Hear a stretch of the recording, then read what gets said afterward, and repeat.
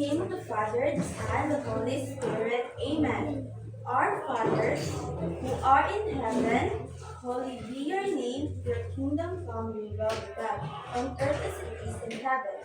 Give us this day our daily bread, and forgive us our trespasses, as we forgive those who trespass against us. And do not lead us into temptation, but deliver us from evil. Amen. In the name of the Father, the Son, the Holy Spirit. Amen. So good morning, class. Good morning, Okay, so before you sit, kindly pick up some pieces of paper and throw it to the right bin, and arrange your seat properly. Okay.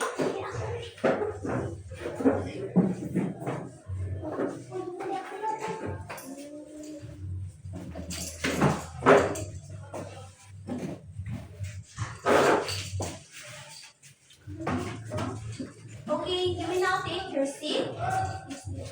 So let me check your attendance. Sit down, Sapling. Are you all present today? Yes. Okay, so very good. So can you give yourself a round of applause?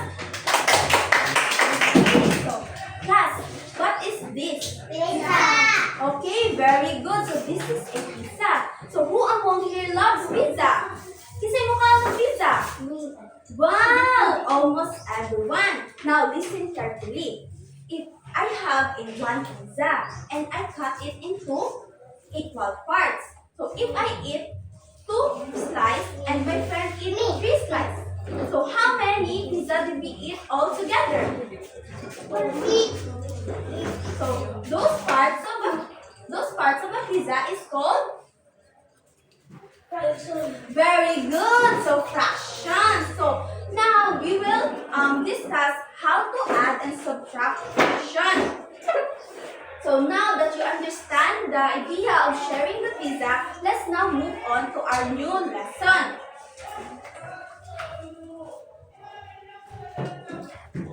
So class, look at the fraction. So what do you notice about the numbers below?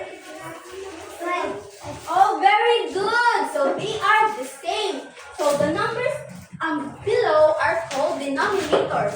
Again, denominators. So when the fraction have the same denominator, they are called similar fractions. Again, similar fractions. So similar fractions, also known as like fractions, are two or more fractions that share the same denominators. So before we proceed to our discussion, let me give first the lesson objectives for today.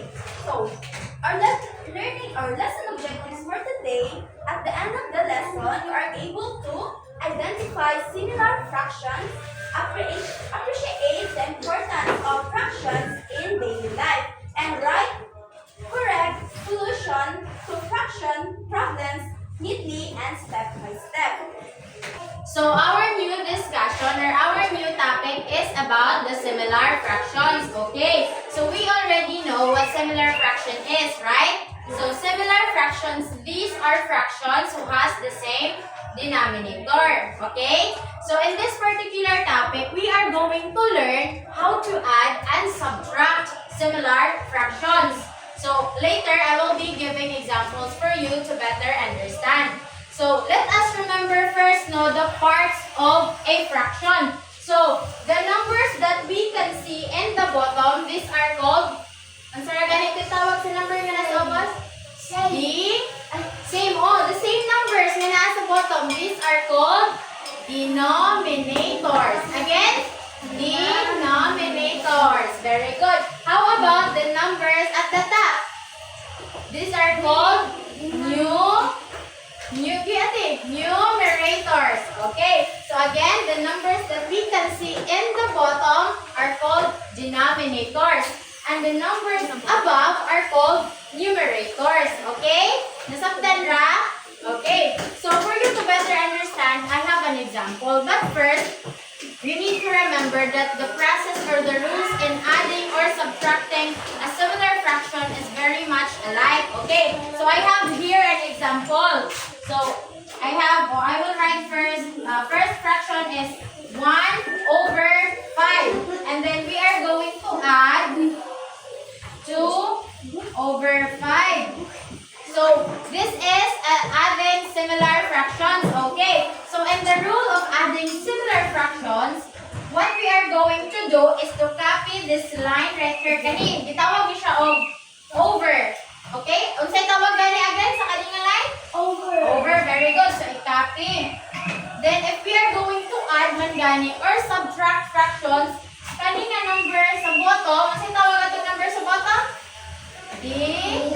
Denominator. Very good. So, we are going to copy ra ang number. So, copy. So, 5 na ang number sa duha, copy ra ang 5. So, since this is addition, so, we are going to add si kaning number sa babaw o kaning number sa ikas babaw. So, 1 plus 2. Pila man? 3. Very good. So, the answer is 3 over 5. So, this is the example of adding similar fractions. So, how about let's go to subtracting similar fractions. So, I have an example. Let's have 3 over 6 minus 2 over 6. So, the same with the example above, no? But this one is subtraction. So, unsa ra gani the rules of mag-add ta or mag-subtract of similar fractions? Ang number sa ubos ang denominator, very good. Ang denominator ay i-copy. I-copy, okay? So, over, copy. Unsay denominator? Number 6. So, copy ang 6. So, mag-minus man ta, i-minus ang numerator sa pikas numerator. So, 3 minus 2. Wala. 1. Very good. So, ang answer na to is 1 over 6. So, this is how we do adding and subtracting similar fractions. So, nakasabot na to sa atong discussion? Okay, yes. Arang kada ko nga yes. So, we have another set of situational examples in which we are going to answer kamo and then i-guide mo na ko. Nasabot? Okay. So, our first example is, I will read it. Okay. So, Liza read 2 over 7 of her storybook in the morning and 3 over 7 in the afternoon. So, how much of the book did she read in all? So, si Liza ko nagbasa og book 2 over 7 pagkabuntag. Then, paghapon, nagbasa na po siya 3 over 7. So, pila makunutanan ang iyang book nga nabasa. So, based sa atong question, what do you think is the operation that we are going to use? Mag-plus ta or mag-minus? Plus, kay it is asking for the total number. So, ang atong given, we have, unsay una nga given? 2 over 7. So, butang. 2 over 7. Di ang atong ikaduha nga given? 3 over 7. 3 over 7. Very good. Mag-unsa ra gani ta ate? Mag-plus. So, plus. Kung naay man gusto ma-answer sa board, okay, si Ate Inday. Okay, ate. So, we are asking kung pila tanan ang nabasa ni Liza. So, una nga rule, copy the denominator, 7. Next is, i-add ang numerator which is 2 plus 3 equals 5. Very good. Thank you, Ate Inday. So, ang atong answer for number 1 is 5 over 7. Kamu ka na ba 5? Over 7. Very good. So, next nga problem, number 2. Carlo had 8 over 9 of a water bottle. He drank 3 over 9 of it. How much water is left? So, si Carlo kono, naa siya'y water nga 8 over 9. And then, iyang giimnan og 3 over 9. Pila na lamang daw ang bilin. So, based sa atong question, what do you think ang operation nga atong gamiton? Minus. Very good. Mag-minus ta. So, unsay atong given? 8 over 8. Get it? 8 over 9. 8 over 9. Ang usa ka given? 3 over 9. 3 over 9. Very good. Then, unsay operation nga gamiton? Minus. Minus. Mag-subtract. So, kinsay gusto mo answer? Si ate. Okay, ate, ale.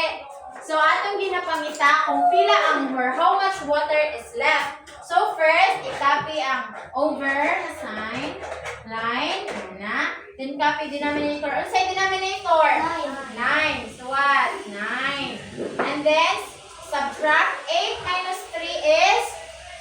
Ila, ate? 8 minus 3 is 5. Very good. Thank you, ate. So, the water left is 5 over 9. So, nag-gets siya ang atong activity. Nag-gets siya kung unsaon ang pag-add o ang pag-subtract sa similar fractions. Pita kayo itong thumbs up, B, if you understand. Okay, very good. So, now, we will be having another activity in which kamo lang ang mo answer. Okay? Kamo lang ang mo answer, but then I will still guide you. So, we have 3 questions for this. So, kindly get your paper para ato isulat inyong answer. Atong first problem is add 2 over 9, 5 over 9, and 1 over 9. So, kindly write your answers on the paper. So, mag-answer na sa number 1. So, pag-answer na sa number 1, i-add na to ang kaning tulo ka fraction. Okay, so, nanay answer for number 1. Number 1, Ra. Nana? Okay, so, anita sa problem number 2. So, it says here that Tatay cleaned the room and swept the yard before leaving the automotive shop. So, it took him 1 over 4 hour to clean his room and 2 over 4 hour to sweep the yard. So, the question is, how many hours did he work before he left for the automotive shop? So, kindly write your answers sa paper for number 2. Kindly write your answers on the paper, ate. Okay, very good. Okay, so for the last problem, we have Ronald was able to paint 3 over 8 of the roof, while Nardo was able to paint 1 over 8 of the roof. So the question is, what part of the roof was already painted? So, same with number 3, kindly write your answers in your paper, ate. Okay, inyo, ate? Nana? Okay, very good. So, nahuman na? Are you done na sa 1, 2, 3? Are you done na? Okay. So, let's check kung sakto ang inyong answer. So, let's go back to problem number 1. So, ano na inyong paper sa inyong table? Okay. So, ang atong problem again for number 1 is to add 2 over 9, 5 over 9, and 1 over 9. So, naay mo volunteer to answer the number 1. Ikaw, Ate Inday. Number 1, isuwat sa board ang answer. Ikopya ko ang answer sa imong paper. Okay, si Ate Inday answer. I will try. Okay, i-add ang tulo ka fraction. So, we have 2 over 9 plus 5 over 9 plus 1 over 9. Okay, so, eyes on the board, class, please. Okay, so, again, the rule in adding similar fraction is to copy the denominator. So, ano sa itong denominator? 9. So, gi-copy. Then, add 2 plus 5. Pila? 2 plus 5. 7. Plus 1. 8. Mo na, ito answer is 8 over 9. Okay, so, ang answer for number 1 is 8 over 9. Okay, kamusta? Number 2. Isa number 2 answer. Okay, si Ate Yumi or si Ate? Kisa man? Si Ate Yumi first. Okay na po, may number 3. Okay, si Ate Yumi. Ako sa 3. Ikaw sa Ate. Okay, si Ate ko na sa 3. Ano sa answer for number 2, Ate? Tatay clean the room. Okay, so ang R ang ipakita. Okay. We have 1/4 plus 2 over 4. Okay, very good. So again, copy ang denominator. Ano sa denominator na to? Ano sa ninyo number? 4. 4, copy. Then 1 plus 2? 3. So ang atong answer is 3 over 4. Very good. So correct in yung answer for number 1 and 2? Yes. Okay. So now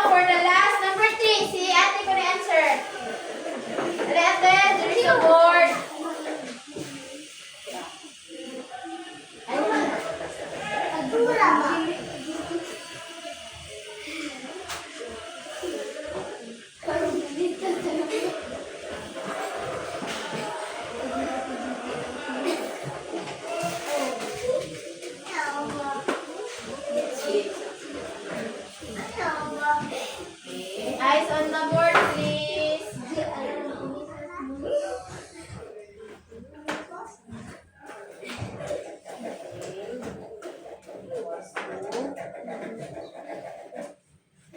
Okay, so let's check kung sakto si ate. So, ang atong problem is 3/8 plus 1/8.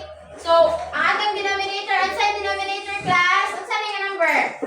8 ang atong denominator. So, copy. Then 3 plus 1?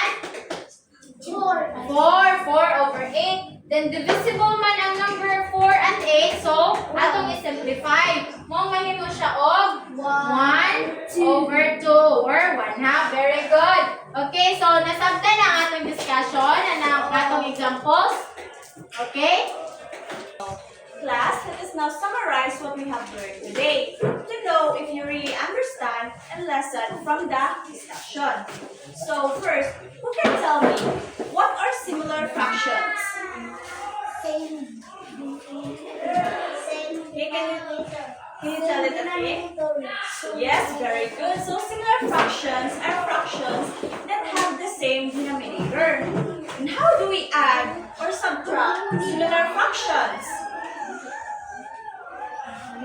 How do we add or subtract similar fractions?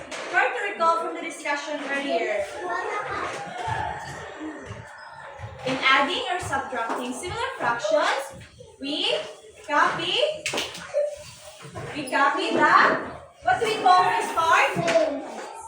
Denominator. We copy the denominator and add or subtract the numerators. Okay, so class, have you ever wondered, can you please sit down there?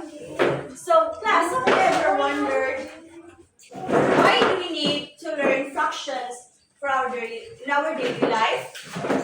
Anong need man nato makibaw og fractions sa adlaw? Okay, so yes, very good. So we use fractions when we share foods or time or money. So class, fractions are not just numbers. They help us divide things like money, food, and time. That's why fractions are very important in our daily life. Because what will happen if we don't know fractions? Sa may maitabo kung wala takibaw o fractions. Yes, very good. We will not know how to divide or magbahin nga sakto. That's why, di man na natuturni na ang fractions is about dividing equally. So now, let's apply what we have learned today. Let's have an activity. So what you're going to do is you will answer real-life problems. And I will give you 3 minutes for each number. And while answering, you need to follow the 4 steps. So there are 4 steps in answering similar fractions. So the first step is you're going to write the given. So ang given is ang mga numbers nga gihatag. And then step 2, listen natin. So step 2 is you're going to identify what is being asked. Unsa ang gipangita or unsa ang gipangayo. And then ang step 3 is you're going to write the number sentence. The number sentence is it looks like this. Nandiyan yung pagsuwat. And then ang step 4 is you're going to solve step by step. Now I will read the first problem. So listen carefully, okay? So the first problem. Mrs. Marbella, the dressmaker, used 2/8 meter of blue ribbon, 5/6 meter of yellow ribbon, and 4/6 meter of red ribbon in making a dress for her daughter, Rina. So how many meters of ribbon did Mrs. Marbella use to beautify Rina's dress? So that's the first problem that we're going to answer. So now, answer now. Pero we were going to answer it later na.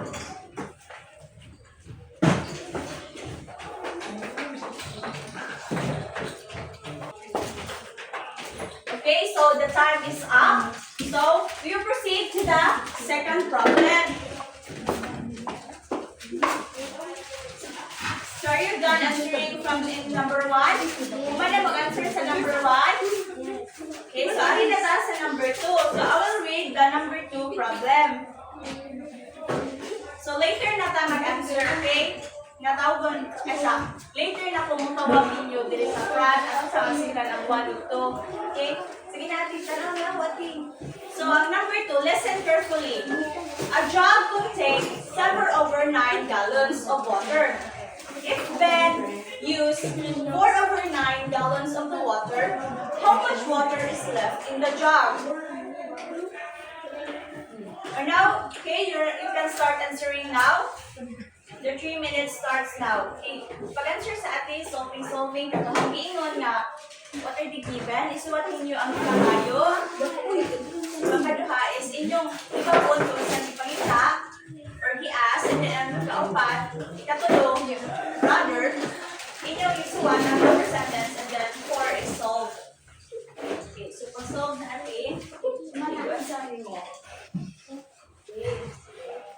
Ay, mga team na nag-solve, okay? 7. Ang given has 7/9 and 4/9. So, mana mag-answer tanan? Sure, ate? Okay, so now I will call 2 pairs or representative na lang sa inyong pair nga mo ari sa front to explain and present their answer with solution. Okay, so number 1. Kasi gusto mo answer.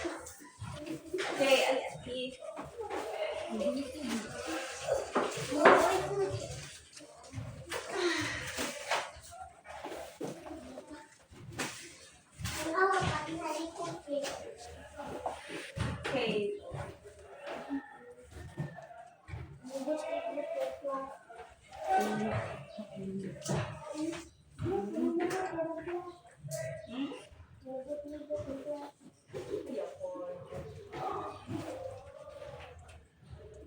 Okay, sir, dati. So, balik ka sa number 1. Let's go back to the number 1. Number 1 problem. The given are 2/8.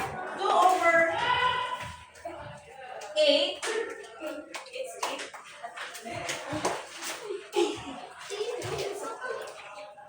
2/8, 5/6, and 4/6. So,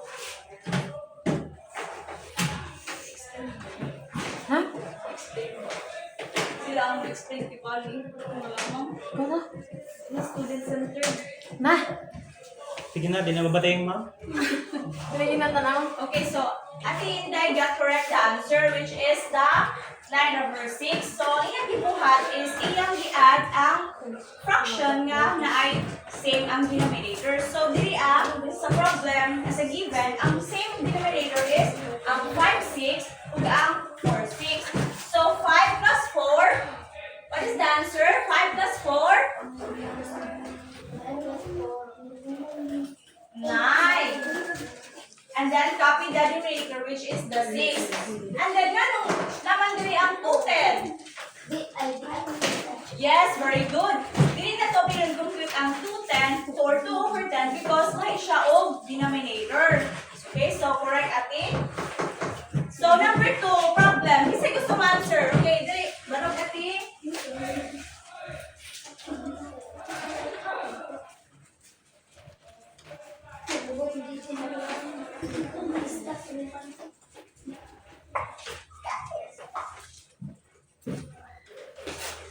So the given from number 2 is 7/9 or 4/9. So sum number 2, what do you think will be the operation we will use? How much water is left? Ang nakabilin. So,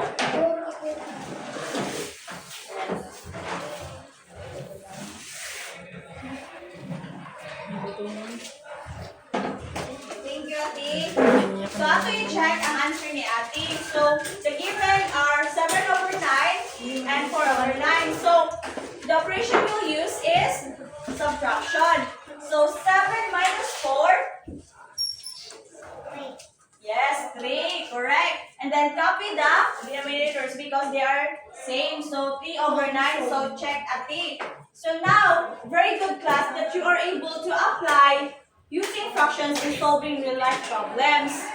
So since you already understand our lesson for today, we're moving to our next activity in which you will solve it or answer it in your own. So I prepared here some problems. So the first problem, so please listen carefully to answer the question. So Anne and Maria bought 3/4 kilo of fish, 5/4 kilo of beef, and 1/4 kilo of chicken. So the question is, how much meat did Ali Maria purchase? So the question is, what operation should we use? Addition. Very good. So the operation that we use is addition. So who will answer the first problem? Okay, Atinda, please write your answer here in the board.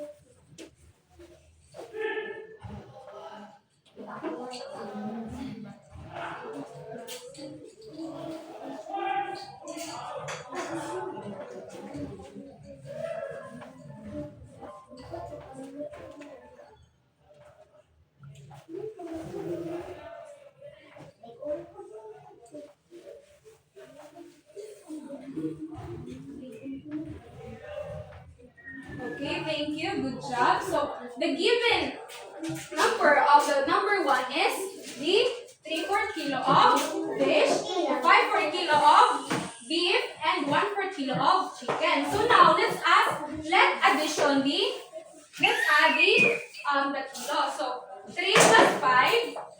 3 plus 5, pila man? 5 plus 3, pila man? 8, very good. Plus 1. Plus 1. 8 plus 1. Very good. So we'll write the 9. So since the denominator is the same, we will copy the denominator because they have the same denominator in each kilo. So we will write 9 and 4. So is this our final answer? No, because the numerator or the upper number is greater than the denominator. So we will divide it, or we will find a number that can be divided into 9. So 2 times 4, 8.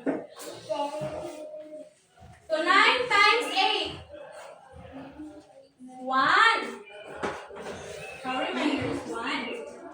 So we will copy the 2. So our remainder is 1. So we'll copy the 1 and copy the denominator. So the answer of Atinday is correct. Very good. So our next problem is a 5 hectares land was divided among the relatives of Lulaben. So Lulaben has 5 hectares of land. So among those who got some piece of land were 3 brothers, Ricky, Paul, and Eric. So Ricky got 1/8 of the land, and Paul got 3/8 of the land, and Eric got 2/8 of the land. So the question here is, what portion or what part of the 5 hectares land is owned by the 3 brothers? So in the question, or based on the question, what operation should we use? Very good. The operation that we use is the addition. So our given number is 1/8 of Ricky, and Paul got 3/8 of the land, and Eric got 2/8 of the land. So who will answer the number 2? Okay, Alete, ano mo answer? Oh.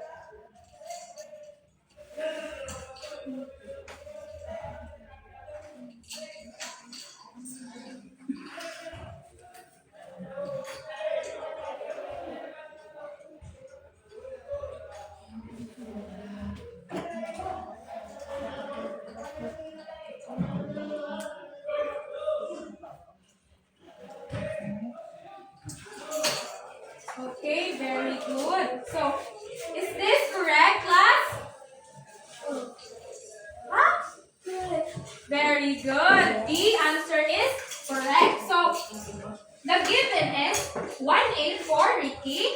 And then Paul got 3/8 of the land and Eric got 2/8 of the land. So, we will add the fraction. So, 3 plus 1. 3 plus 1?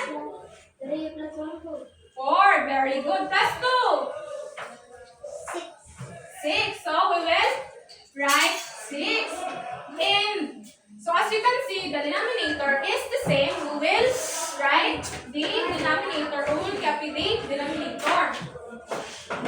Since the our answer is can be simplified or can be multiplied by 2, we will multiply it. So 2 times 3, 6.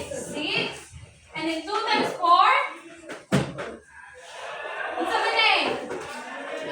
8. Very good. So the number 2 answer is correct. So let us proceed to number 3. So Mang Rolly was able to buy a 2/5 liter of paint while Mang Tomas was able to buy 4/5 liters of paint. So the question is, how much more paint did Mang Tomas buy than Mang Rolly? So what operation should we use in the number 3? Very good. So can you please answer the number 3, Ate?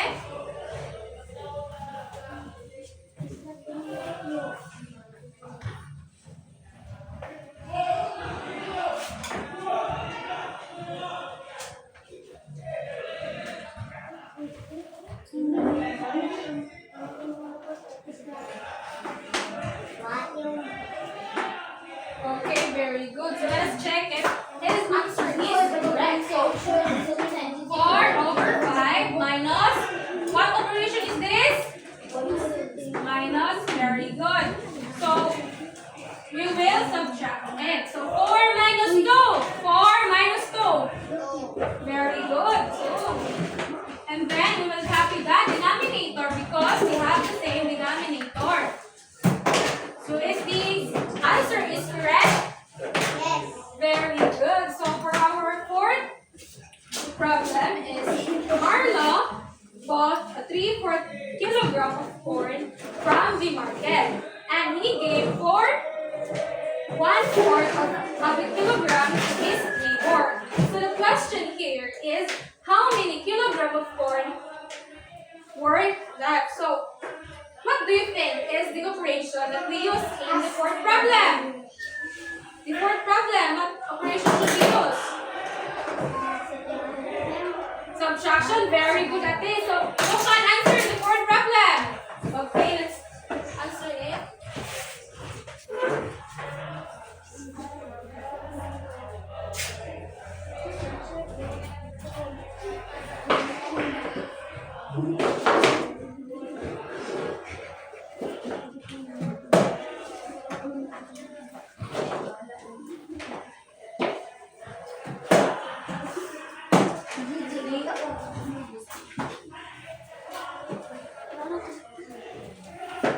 So let's check.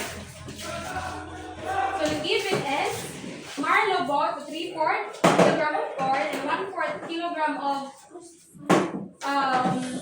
that he gave for his neighbor. So we will subtract it. So 3 minus 1. 3 minus 1. 2. Very good. So we will write 2. And then we will copy the denominator because we have the same denominator. So is this the final answer? No. The final answer is 1/2 because we can multiply it by 2. So 2 times 1, 2. 2 times 2, 4. So this is the answer. So for the last number,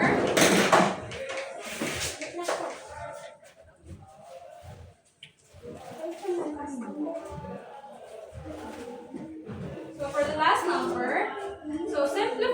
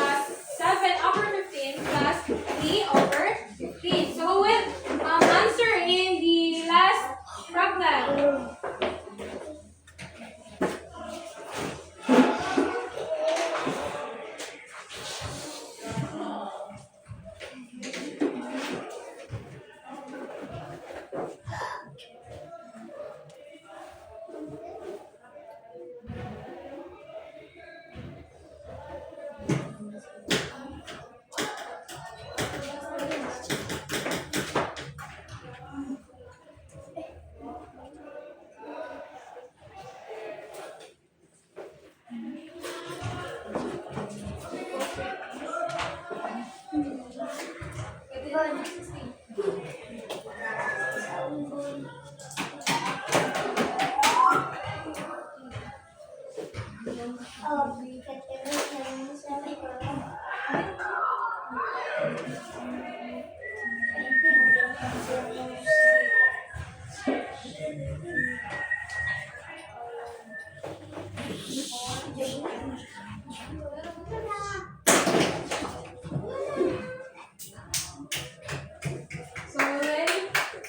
check his or her answer. So the given is 5 over 15 plus 7 over 15 and then plus 3 over 15. So 7 plus 5.